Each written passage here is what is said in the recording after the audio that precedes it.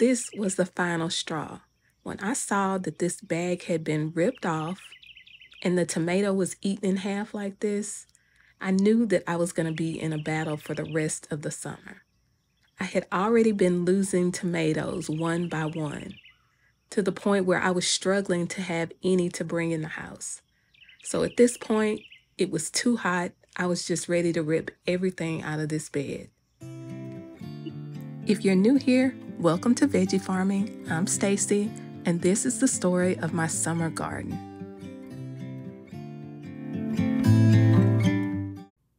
So the camera footage from my garden confirmed that it was mice and rats that I was dealing with. And every time I saw one on camera, I bought more traps.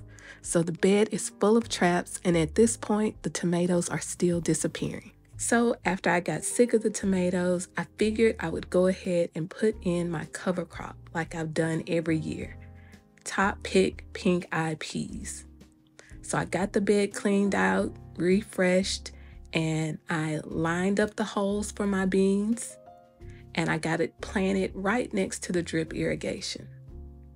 And they were coming along very nicely, so green and healthy, and I thought I had turned the corner until I started to see bites out of some of the beans that were forming, and then all of a sudden, it seemed like all of a sudden, but I guess it was over a few days, they just started to, I don't know whether it's rot or disease. Take a look at this, and if anyone knows what's on these beans, let me know. We never had a lot of rain, so I didn't really think it was mildew. So this whole bean patch was just a wrap.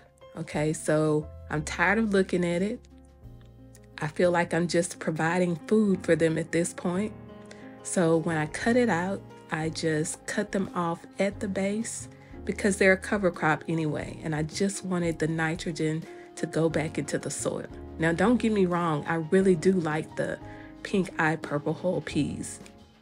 But at this point, I just had to cut my losses and hopefully just be able to provide some nutrition to the soil. So I got all of the beans out and I cleared this bed out and I just have it resting. And so then this is how my zinnias looked in the beginning, and I love zinnias in the garden. I love to be able to look out my back door and have that be the first thing I see. But then I think it was the squirrels. They started to eat the heads off, and as zinnias do, they kind of started to brown from the bottom. So it was time to go ahead and get those taken out so that I could start another round in this area. I prefer to look at my zinnias in the garden rather than cut them off and have fresh flowers in the house, so they probably don't last as long. I think they stay fresher when you deadhead them or cut the tops off.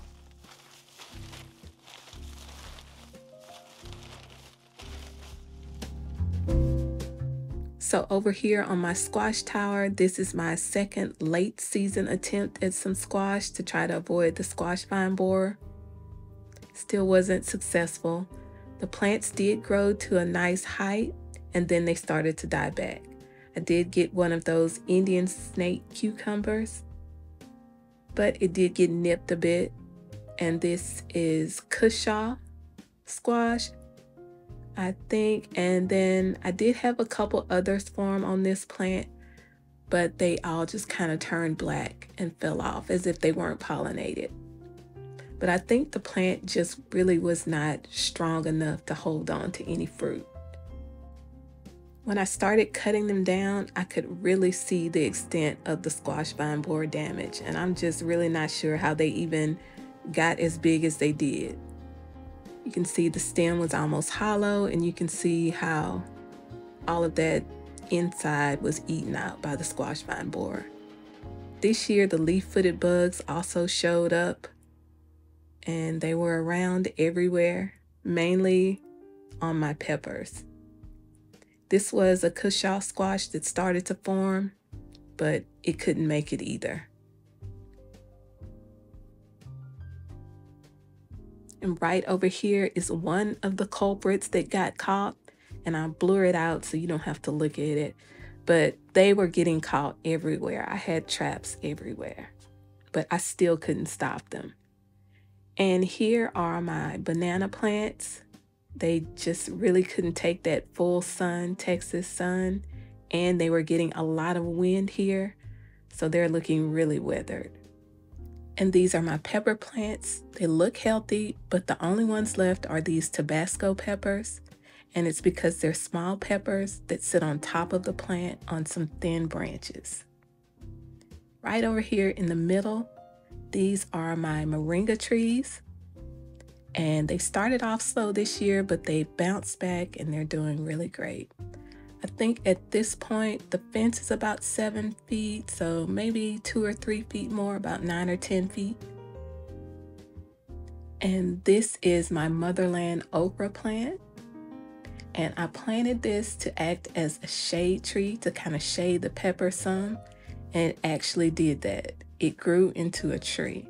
So if you can only plant one okra plant, this Motherland okra will give you plenty of okra. Right back here, I have my turmeric plant and my mullein. Elephant ears can't really handle the sun back there either. So take a look at this. If you've watched my channel before, you know that I grow Jamaican sorrel hibiscus right here in an open bottom pot. And so this year it just up and died mid-season. The one on the right started to lose leaves and die back. And then eventually the one on the left did the same. So I'm not sure what happened at all here. We don't get much rain. I didn't water it much, so I won't be planting that in that same spot again next year. But this year I had some extra plants and I had some extra grow space. So I planted one plant on each side of my raised bed. So I actually will have some Jamaican sorrel this year because these plants are doing fine. Over here at the green stalk, I have a few pepper plants that I just couldn't keep up with the watering. As the roots get deeper, sometimes it takes watering twice a day. I may add irrigation to my green stalks next year as well. And over here in this corner, the elderberry tree basically just took over. Had some branches that kind of fell over and took out a moringa tree, and that tomato plant that I hadn't snatched out yet, it fell over as well. So I just really needed to get that corner just cleaned out. The birds finally left me a few elderberries in the branches that fell down, so I was able to get some of those off the tree.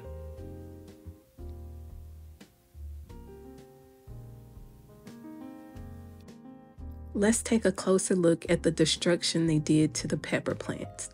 This was my favorite pepper this year. It's called a Criolla pepper. It's a sweet pepper. It has thin walls, but it's really sweet and delicious. Until this point, the peppers were doing fine. Nothing had touched them at all. But one morning I came out and they had pretty much demolished these peppers. They had eaten every pepper on this plant. So after work, I planned to harvest all of the rest of the ripe peppers on these plants, but wouldn't you know, it rained and I wasn't able to get them all. And so they came back and finished all of the ripe peppers in these beds, and even some of the ones that were still green. I have a small garden, so a loss like this pretty much meant the end of my pepper season. So I'm trying to stay motivated and preparing for the fall and trying to prevent the same thing from happening again. As you can see, on the left is what they got, and on the right is what I ended up with on my final harvest. Thanks for watching. Happy growing.